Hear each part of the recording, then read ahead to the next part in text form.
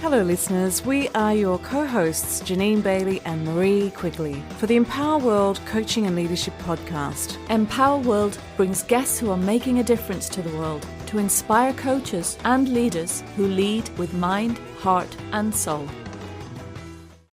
Hello and welcome to the next episode of the Empower World Podcast. As you know, I'm Marie Quigley, and today I'm with the quite amazing, inspiring and all-round wonderful, and I can say that because she's also a friend of mine as well as a professional connection, Karen Ledger. She's an executive therapeutic coach, a psychotherapist, an executive coach supervisor and therapist supervisor. She's a consultant, a trainer, facilitator, and an author. And Karen, you have been doing this work for over 30 years. So I know for sure there is so much more to you than that introduction. Welcome, Karen. Thank you very much, Marie. I'm honoured to be here. Such an honour. Thank you. Well, we've been trying to get this conversation for a while, haven't we? I've been travelling and you've been travelling, and we've got some travel coming up. So we've managed to slot it in the diary. Yeah, but just being with you is giving me a smile from ear to ear. Oh, same. I mean, we have the most incredible conversations over a cup of coffee. Always turns into existential questions about meaning and purpose, and it's really great, I think, to have you on our podcast, because I think the listeners can learn so much from your experience, your wisdom.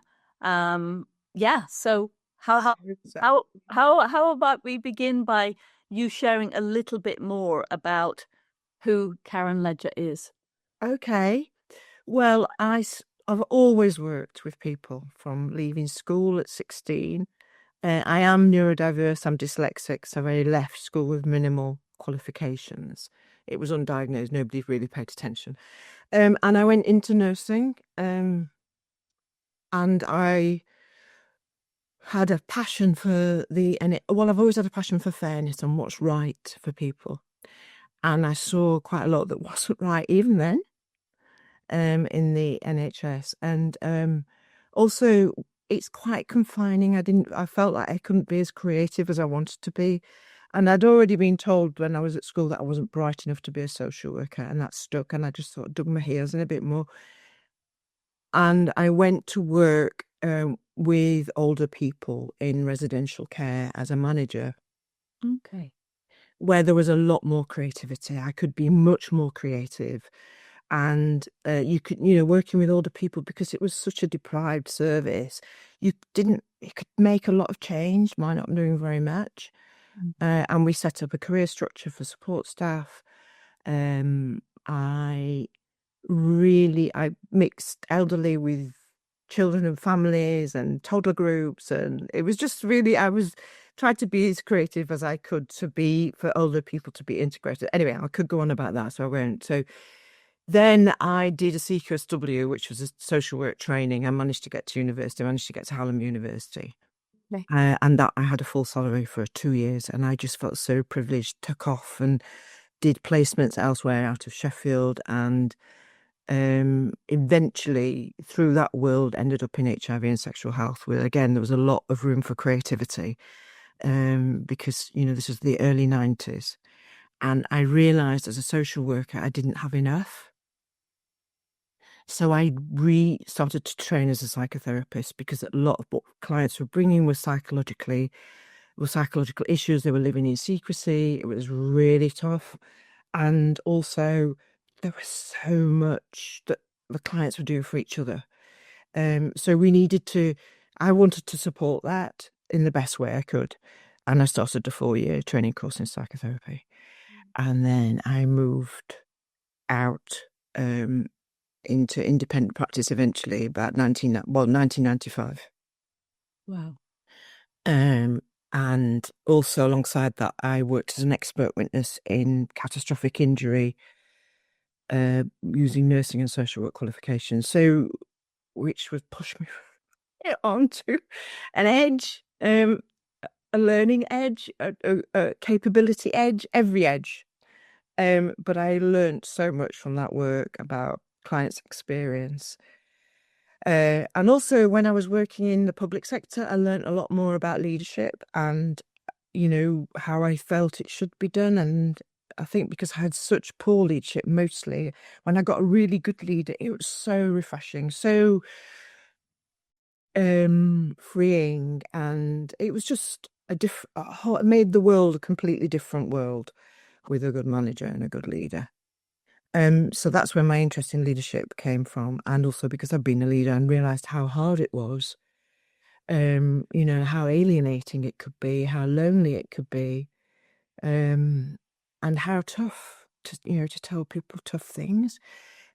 So I'm a mix really of a strong practitioner, always a practitioner, and also wanted to support the world on a very micro level, in terms of how people are received at work. Yeah. Thank you, Karen. So many beautiful ways we could go down there. I mean, I'm interested in the word you used around creativity with your work. I know you're an artist. I know that because I've seen how you dress. I've seen how your beautiful home is designed and decorated. I know the work, your gorgeous work behind you. So creativity interests me in how you bring it into both therapy and coaching. But I'm also noting how interesting it is your journey and what the kind of values and purpose that motivated you,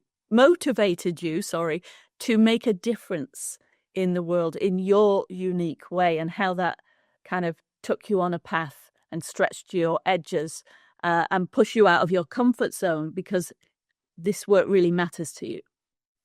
It does. It's in my, it's part of who I am. I think, yeah. I can remember, I suppose maybe because I had so much unfairness at school and I didn't know I was getting it necessarily. But I saw bullying, from an early age. I just thought I used to have physical, I mean, most people would. And so, yeah, I think my work is very values based. And that's not to say that I can't separate that out to be with the other, to be with the person, because I think that's so important that, that's who we are. We need to be able to offer the conditions. For me, I'm person-centered in terms of Carl Rogers, and I offer the conditions, the 6 conditions, because I know often people to refer to the 3 core conditions, and of course there are 6. You name those 6 conditions. So I knew you got asked this last week. Okay. Well, we might have listeners who aren't so familiar with the therapeutic work of Carl Rogers. So sometimes training doesn't include those beautiful references that you and I are aware of. So who was Carl Rogers? Why were you attracted to person-centered? And maybe what are the 6 core conditions? Not a good idea to ask 3 questions at a time. I could do the 6, but anyway, I wasn't attracted to Carl Rogers, if I'm truly honest. I was sent for my cycle, and I argued and fought with the person-centered approach with my great tutor, Keith Tudor. And after a year, I settled in, because I could hear and understand that this was somebody who was so connected to client work. And so when I understood the 6 conditions of psychological contact: empathic understanding, congruence, unconditional positive regard, the client coming with anxiety in a state of incongruence, obviously the congruent part is therapeutic congruence, and that the client is at least aware, or to some extent, or can feel empathic understanding and unconditional to a sufficient degree. I don't know whether that's 6, but that's thereabouts. And it connected once I stopped fighting with my manager about being sent and not being able to choose my modality. It connected. And yeah, every time I read him, I mean, I go back to him quite often on holiday. I just think, oh my God, this is so powerful. I mean, there are lots of other people who are really powerful as well. I'm not just, I don't have a single focus, but that's my foundation. Right. Yeah. So that person-centered approach with the philosophy of Rogers influenced your therapeutic work, and I'm guessing also your coaching work. It does, because there's the emphasis on the relationship, because I think it's so important that we fundamentally have a good relationship with self, first and foremost, and that enables us to have good relationships with those around us. And less and creates more of a fluidity rather than coming from a fixed place. And it enables us to connect if we're more fluid and we're able to take risks and, all of the things that we know as coaches and therapists. Whereas if you're coming from a fixed place, then, Rogers talked about the 7 stages of process. And if you're between 1 and 3, you're unlikely to come to the work. From a really fixed place. So there needs to be at least a limited fluidity for that to expand and grow. Yeah, it's fascinating. I mean, in simple terms, I'll often say to coaches, you can only support your client to go as far as you've been in your own experience of yourself. So the vertical development, if you haven't done that, how on earth can you expect somebody else to go there? Because you don't know what to do with it. You don't know how to experience it. So yeah, I'm with you that as coaches, and I'm not a therapist, but as therapists, it's so important to do our own work, and it's a never-ending process, I think. I totally agree, Maria. I see myself as being in therapy for life. Not that I'm necessarily always with a therapist, but although I have had a lot of therapy, Right. and coaching, and an experience. I think for us we need to experience what our clients experience, and we need to be in the places and dare to go to the places that they're daring to go to. And if we don't do that, like I went for group coaching when I wanted to set up a therapy group when I wanted to set up a therapy group, years ago. That's how I met my therapist. But I just feel there's always work that stuff that we can be paying attention to, whether that's in groups, in supervision with our peers or with our supervisors. That is the work, and I think we should be, or yeah, no, I think it's a should actually in this instance. We should be open to it. Mm. And so you began work, as you said, from a young age, caring for others. That moved into therapy, so still caring for others, but with a theoretical background. So what attracted you to move into the world of coaching? Oh, well, I could hear the dynamism of it, the energetic part of it, because a lot of the time, well, not a lot of the time, but quite often in therapy, you're in a heavy place, Right. in a place that you're not necessarily in with a coachee or a coaching client. So, and I was curious. I was really curious as to what the similarities and differences were. So, and by when you start opening those doors and then somebody steps in and goes, "Oh, would you like to join a practice group of a load of coaches in London that costs a fortune?" And as a single parent, I'm thinking, "Oh, I don't think I can afford to do that." Anyway, I pushed out the boat and did do that for about 2 or 3 years and I realised they'd all been trained by Miles Downey, and one of them was actually was a trainer on the course at the London School of Coaching, which clearly no longer exists. Yeah. But I was really surprised, pleasantly. It was just they were talking the same language as us, as therapists, and there was quite a lot of energy, upbeatness, and awareness, and it was.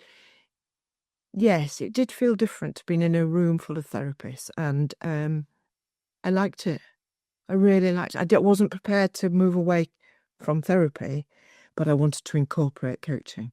Yeah. And it was executive coaching. So, working with leaders, and then I started to get clients. So yeah, it was really lovely. And if I'm really honest as well, the money was attractive. I was £40 for therapy has been constant in the 30 odd years I've been working in that world. I think some people still charge. And I think coaching's really helped therapists to move their rates up a bit. I mean, I think coaching rates have come down, but anyway, that was also an attraction, if I'm honest. But the the basis of where I work is if you work, the money will follow. Yeah. Have I gone dark on your screen, Marie? Oh, actually, Karen, yeah. I'm not sure what's going on. Oh, there. You're coming back a bit. So We are. You're light again. yeah, something wrong with it. So it really fascinated me, and it still fascinates me, actually, the similarities and the differences, and the clients that are drawn to one or the other or both. Yeah. You reminded me of Gillian and I have obviously trained a lot of coaches, but we've also trained a number of clinical psychologists and psychotherapists who've wanted to learn what coaching does to, and you described it so lovely, to move out of only the heaviness into some lightness in their work that honors what they wanted to create in the world. So I really appreciate you naming that. And I'm wondering now, when a client comes to you, knowing that you're a therapist and coach, what is it they're looking for that they might not find in a coach? Oh, do you know, this varies so much, which is what's so beautiful about it. So when I first started looking at this, my supervisor were very clear that you don't have dual relationships. So I was really nervous about starting combined work, and then I joined the BACP exec in the coaching division and realised there was a whole wealth of people doing combined work. But this started for me in my practice from clients. So they would read something about me and they'd know that I was both. Right. And they started asking for both. It came from client, which is the right way, isn't it? That's a really beautiful way of it happening. It simply evolved from them. And I was really nervous to start with. And then I talked about that with them. I was completely transparent about it. And they were saying, well, I don't want to work with two people. I know there's work I can do in both areas. So they knew the differences. And so I went with that, as well as being totally reassured by my colleagues on the BACP exec, because we were starting to really think about and start to think of definitions to describe, because it's still early days for combined work. And so we came up with the name therapeutic coaching. And people started, part of the exec was being part of the exec was starting to write about it. But for me, and also what was really interesting for me in terms of working with clients from their frame of reference, was that they knew when they were doing what. So because I work with leaders, they're generally really high functioning.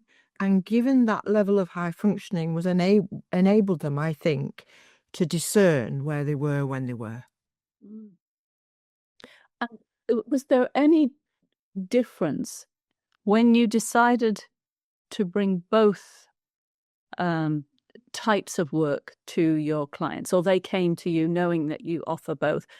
What was the contracting any different in how you thought about the work from therapist to coach and combined? Yeah. I mean, it's no different in its transparency. Yeah.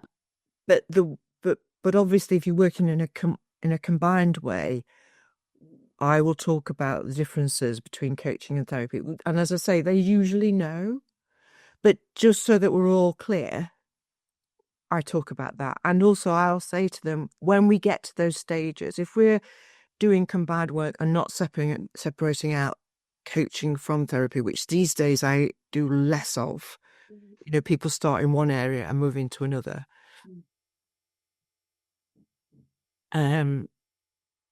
We'll talk about when we are where we are, just to make sure we both know. I'll say, this is coach. So it's an ongoing contract as well as a beginning of a contract if we're contracting for coaching and therapy. Yeah. Does that make sense, Marie? Am I talking?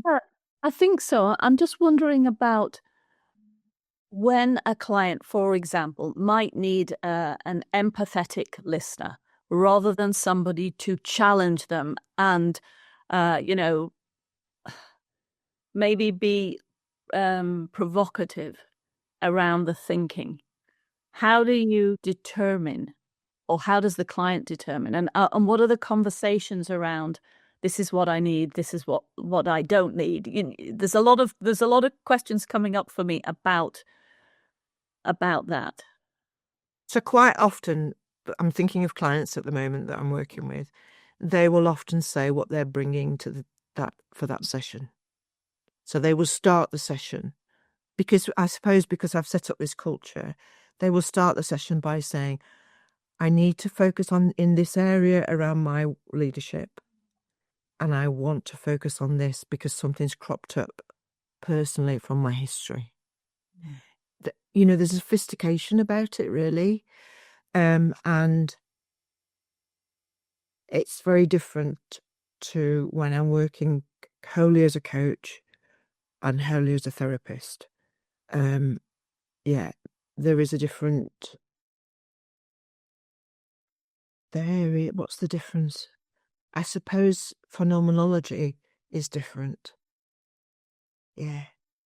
Can you say more about what that means, phenomenology, Karen? I think clients feel their way to my combined clients, and as well as the single focus clients, feel their way through.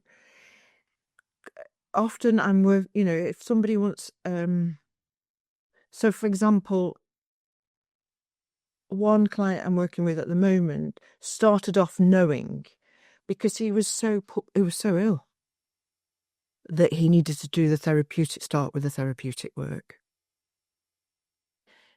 Yeah, so he was having panic attacks, really tricky sleep, and really anxious. I mean, over the scale anxious, and was in a very senior position. So he was holding that, needed to spend time doing this. He knew, because his feelings were so strong. And then once his nervous system started to settle down, and his amygdala was calmer and he wasn't so anxious, he could do the leadership work. Yeah. I think that's such a lovely definition. I remember meeting somebody a few years ago in a hotel. We met in a hotel in Qatar, and they'd been recommended to me to come. But the conversation was all around their anxiety and their past family of origin work. And I invited them to think about therapy because it sounded like that was exactly where they needed to begin. And I remember them saying to me, oh, thank goodness that somebody said that. It's such a relief to know that actually, she said, I know it, but I didn't know how to articulate it. So she bravely went to therapy. One of as coaches, we're supposed to be able to recommend people. So I had a wonderful group of therapists that I could recommend. And then when she was ready, she came back to me and asked, okay, now I want the type of coaching that looks deep inside, but is not therapy. It feels therapeutic, but it is not therapy, but it's also about, imagining and visioning and staying well and healthy. And actually we worked in a combination. So the therapist worked with her and I worked with her. And you're talking about this, but as one person doing it. So that I think what you're talking about there, Marie, is you're helping her clear the space to do both. So she had to do that first, to go off and clear the space before she could enter the realm of coaching. And so we're working at with different layers. That's how I understand it. Is that deeper layer? If that deeper layer of someone's internal landscape is getting in the way of their present layer, then attention needs to be paid to what's getting in the way. And his was trauma. It was very clearly trauma, and it was all being activated. And so that's not to say I don't think coaches, because I do hear coaches working with trauma and working with it really successfully. So it's not that we can't do some of the work. It's just it's where our skills, our abilities lie, and what we feel comfortable with. But if it's there, I've got a strong belief that if clients know it's there, they know that you're psychologically informed, they know that you can work at a deep level, they know that you can work with trauma, they will go there because they know, they can feel it. Yeah, that's I mean, that's also looking at the client as being in charge of their own destination, in charge of their own wisdom. What happens when somebody isn't? When somebody maybe hasn't learned the skills to know and is unsure? Because some people have, let's say, covered that part of themselves. They're so used to other people making decisions for them. And so they might come to you looking for the answers or to tell them what to do.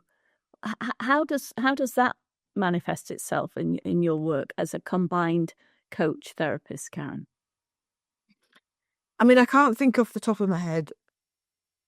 I mean, clearly people will say, I wish you could tell me what to do, and I know you can't. Because they know enough about that to know. They might say to me, have you got any tips about how to handle this? That's a different question. Or they're feeling lost, so how do we work with the lostness? But off the top of my head, I can't. I mean, of course, we'd all prefer somebody to sort it out for us, but ultimately, we know that can't happen. There aren't many people I can't think of anybody who's come in and said, how do you do this? I have had people who've said, I'm not going to go and see a therapist, because that's too risky. Okay. And have got, yeah. I remember working with a senior medic and for coaching, and he wouldn't go. So I just did, ultimately I did the work. We did the work together. Because he'd got a relationship, he was safe in that relationship. He didn't think he was ever going to be safe in that relationship. He wasn't safe in any other relationship. So I kept going, oh, Denton, I don't know what's happening there. And I just think that, this is what's before me. And this is what's before us. I'm not going to leave you out there in the cold just because. So as long as I'm contracting, but he wasn't asking me to sort it out.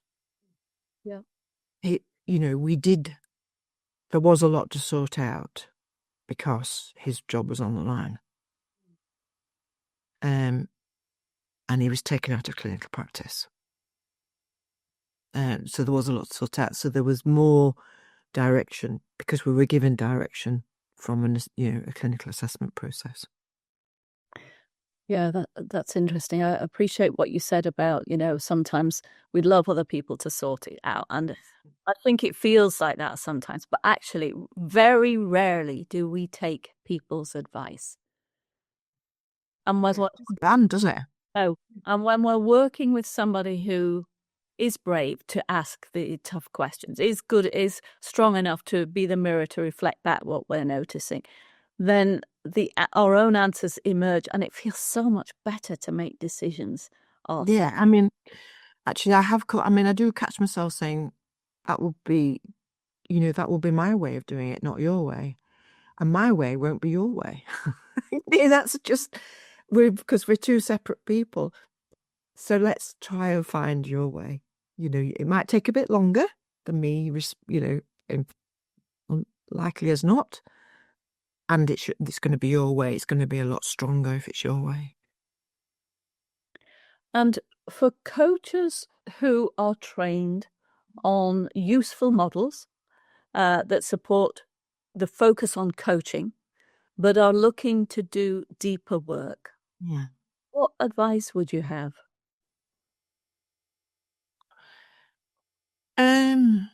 Well, I'd say first and foremost, go, do it, see how it feels. There's nothing more beautiful in my view, of being alongside someone in their process, whatever that process is.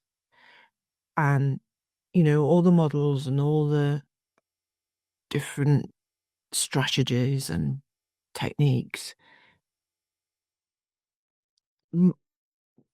potentially get in between us rather than alongside a client and what they want and how they're moving. I think it's really important. It's longer term, I think. But I do feel it's really relevant to stay with someone's internal process, internal landscape, and see where that takes them. Because what you're doing is building their core, building their strength, building their understanding of themselves. There's no greater gift than being aware, is there, of who we are and how we function in the world. Because that gives us our ultimate power and strength. Yeah, I ditto what you say there.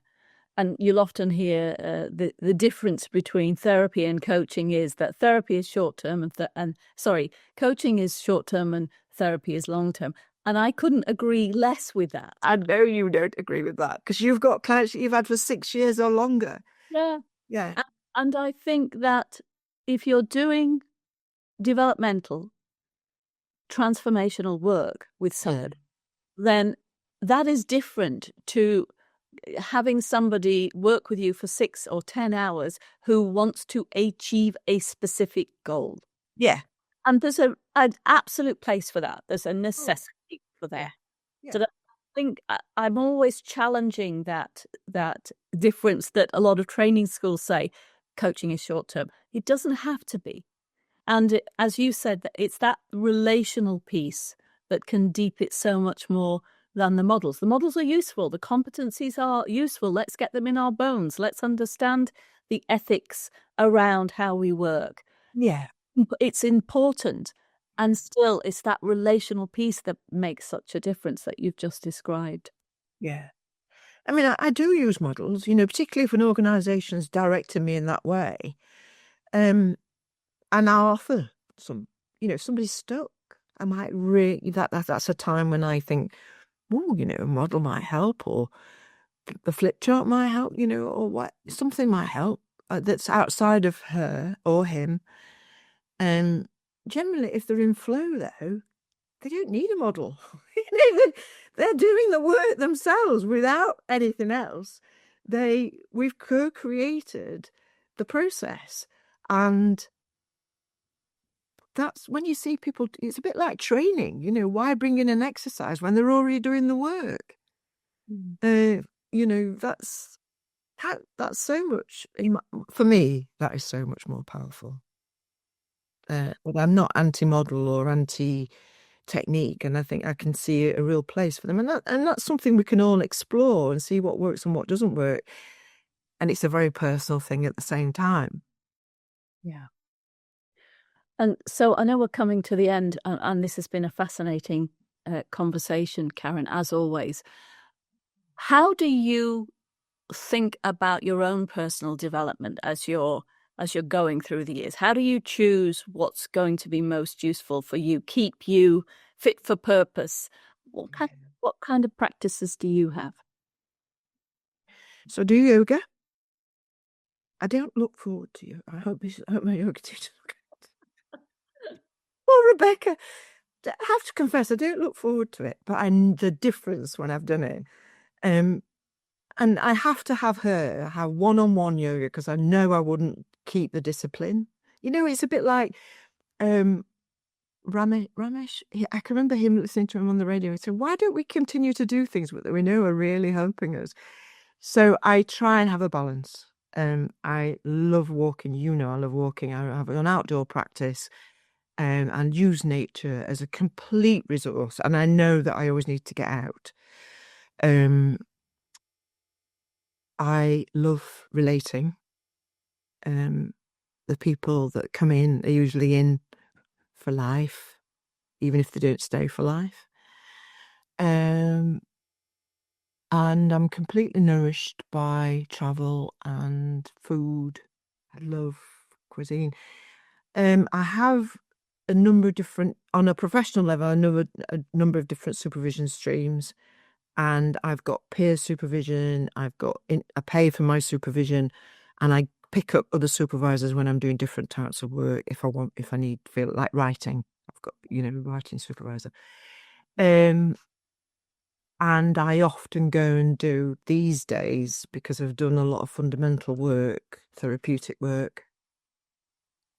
These days I go when I'm struggling with perspective, or I feel like I've lost perspective in a particular area, and I go and hammer that out. I go and talk to somebody who is completely outside of my personal realm. Because with the best will in the world, there is nobody like a professional listener being the best listener. I've got lovely people around me, but they want to interject. And I need to get that stuff out before any interjection.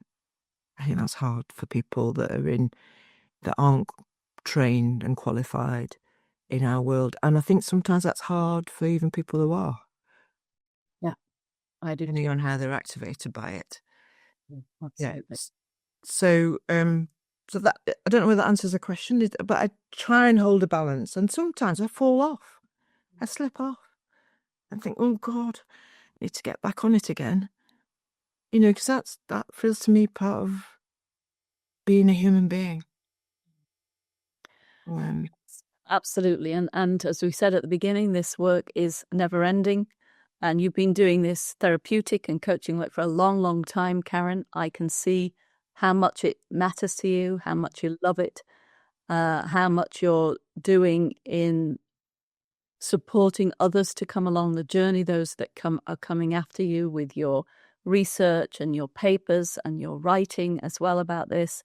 I'm sure we'll have another conversation on here about your continued development. And for now, Karen, if you'd like to leave the listeners with a thought or a reflection as they go off and move into their day or their night or their afternoon, wherever they are in the world, what would you leave them with?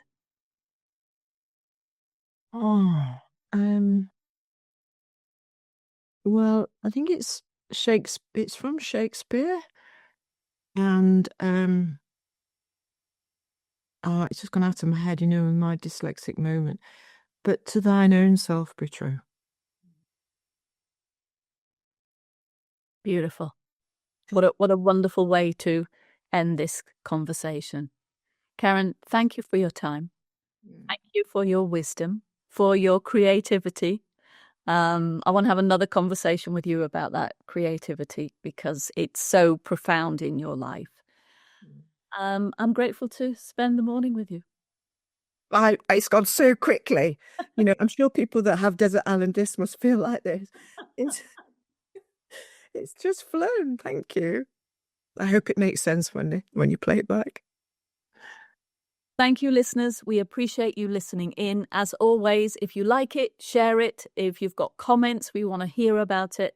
If you've got things you'd like us to talk about, or if you want Karen back and want to ask her some questions yourself, send in those questions and we'll get her back on the show, and any other guest that you've really enjoyed. Thank you for giving us your time. It's always an honor to spend this time with anybody who wants to listen. It's our purpose to really make a difference in the world of coaching and beyond. Thank you for listening. Thank you. Thanks for listening. You can find out more about us on our website www.empower-world.com and on our social media networks Facebook, LinkedIn, Twitter, Instagram and YouTube. Be empowered.